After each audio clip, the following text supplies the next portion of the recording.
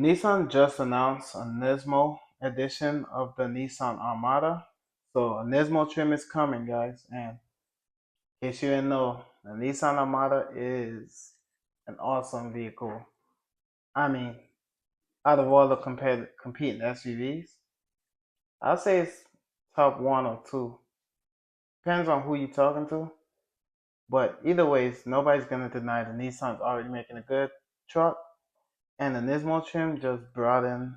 It's not a game changer or anything crazy like that, but it's for the enthusiasts. If you want a sports SUV, um, that have the more street performance, something similar to the RST that Chevy drops, Nissan got something for you guys. We'll get into it here. Like and subscribe.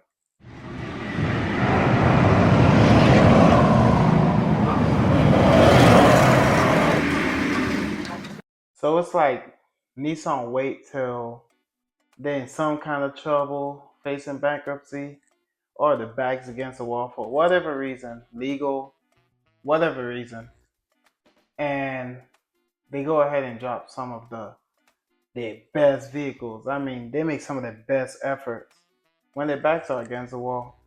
Talking about times like 2000, what was that, 7?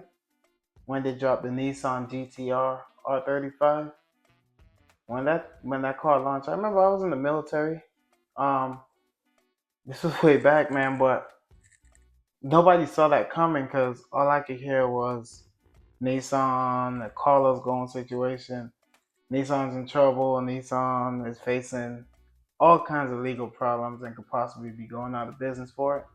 And they dropped the Nissan 350Z, 370Z, the R35. I mean, Nissan at the time could not be stopped, guys. And just in case you didn't think, it's just not just their sports cars.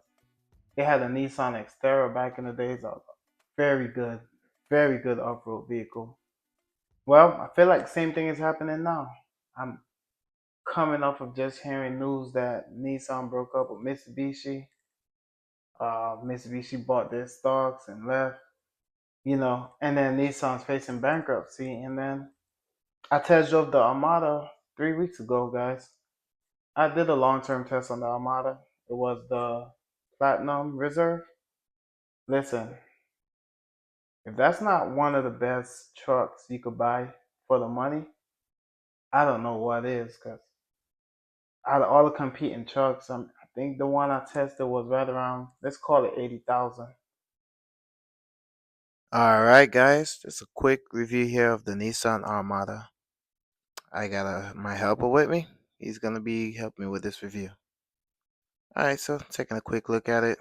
This is the Platinum Reserve version, so not the Nismo. The Nismo obviously is gonna have the red outline on the outside, but this one does feature the 22-inch rims, which is really nice. It does ride on the air suspension, so even though it is some pretty big rims, it is a smooth ride. And it got the chrome accent. You can see this all over the front because this is the Platinum Reserve. Now it's not gonna be as sporty as the Nismo edition. Nismo is gonna have that sportier, big, bold design up front. Whereas you can see this is more of a reserve, just like the name suggests. All right, and you can see here on the sides, it got the air vents for the engine. Now this does have the same twin turbo V6 engine that's featured in the Nissan GTR. However, in this iteration of the engine, it is making 420 horsepower. That is down from the 460 that it is going to be making on the Nismo, but it is the same engine, guys. It's a smooth engine. It's plenty of power to get you up and down the road. I did find this more of a less of a refined engine than the Toyota Sequoia, but however, the Toyota Sequoia is it's a hybrid, so that goes without question. Now, as you can see on the side profile, it is a longer profile than the Sequoia, but shorter than the Chevy. So this will be like your middle ground. If you don't want to go off-roading like you would in a Sequoia, this will be perfect for a little bit a mixture of both on-road and off-road performance. Because guys, it's really smooth on the road. Um, and that extra space offers you a lot of room on the inside. As you can see, the light bar and the proud Armada sign on the back of it. I like how Nissan did this. It shows some proud heritage. It would have been nice if it said patrol on it, but guys, we don't get the patrol here. We take all the battles we could win. As you can see on the inside, now this is way more room than you'll find in the Sequoia, but not as much room as you'll find in something like a Chevy Suburban or even a Tahoe. It's slightly less than a Tahoe, but there's a lot of room in here, and with the seats down, you definitely could have a full family day in this truck, guys. So a lot more practical than the Sequoia, but a little less practical than the Chevy Tahoe. Overall, I think it's just the right size because you don't want that big vehicle of the Suburban unless you need it. So to me, this is the right size. We got the buttons on the side that will move the seats down. As you can see, it extends the space out. I'll send my son in here to go lay down in there. All right, so now we're gonna take a look at the inside of the vehicle. All right, opening up the doors. You can see it does feature a two driver seat memory. A lot of cars these days have three, but two is just fine for you and your significant other. Now, I like the cubby hole down at the bottom. You can use it for extra storage. As you can see, it's being displayed here. Now, it does have extremely soft materials on the inside. Makes it feel super premium. And honestly, for the price range, well, price not even an issue. It does have an extremely premium interior. It does have a lot of glossy materials on the infotainment system and on the steering wheel to control the screens. I did find issues with it collecting fingerprints. I'm not a fan of the glossy material or the piano black, but beyond that, guys, everything else feels super premium.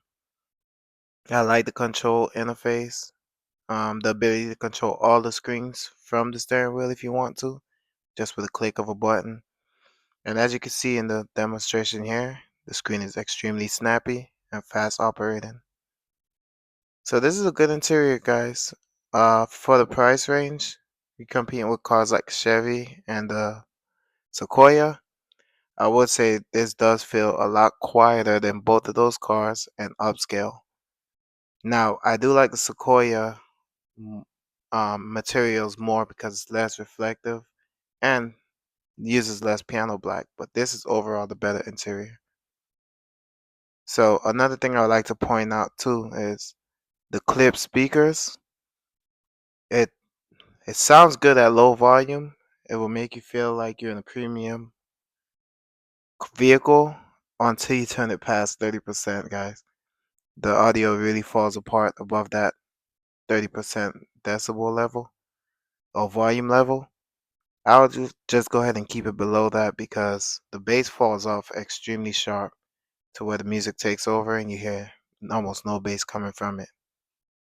I won't be able to demo it here, but it is a drawback we did see.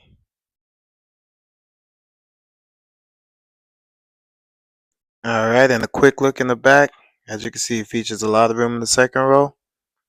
It does feature decent room in the third row also, but the second row with the heated seats, it's really nice, guys. And also, if you look, you can see the material carries over from the front to the back. So you have the same high quality leather seats that you'll find in the front. And it does give you a lot of room with a panoramic sunroof. It's not the biggest in the industry, but it is large. And it does open up the interior a little bit more, make it feel like you have a lot of room. So this is a good interior also, guys. I think you'll really enjoy this car. And like I said, best in this class. My personal favorite would still be the Platinum Reserve that I tested, only because if I'm gonna get a big hulking SUV, that's kind of what I want. I want the luxury. Some people want the off road, but you might want the enthusiast car, and this would be the truck for you. No. I've seen videos of the Patrol from the last gen. They had the Nismo, and man, people love the Nismo. And before y'all say, "Oh, if I get the Nismo, I can't take it off road, or it's gonna lose all its off road performance," not the case. And I don't think. Now the truck's not out yet, so I can't say. But coming off of the last gen, they had a Nismo Patrol. I've seen people take those off road, and not the same as one with the big tires, but I mean it still has a limited slip, the E-diff, and all of that. So guys, I think Nissan just made another banger. I'm gonna call it. Now it might not be the truck for me, but again, the Platinum Reserve is the truck for me.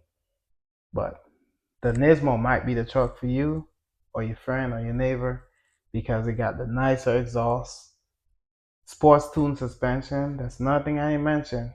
Comes with more power in the engine, sportier tuned air suspension. So still use air suspension.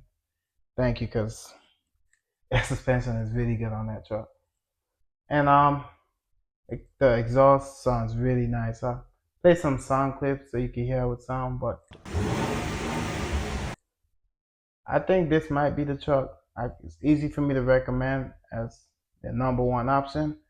And honestly, let me know how you feel about the Nissan Armada because I think it's the number one recommended truck in this class. Please like and subscribe, guys, and comment down in the comment section below. Let me know what you think about it. I'll be checking for those. Thank you.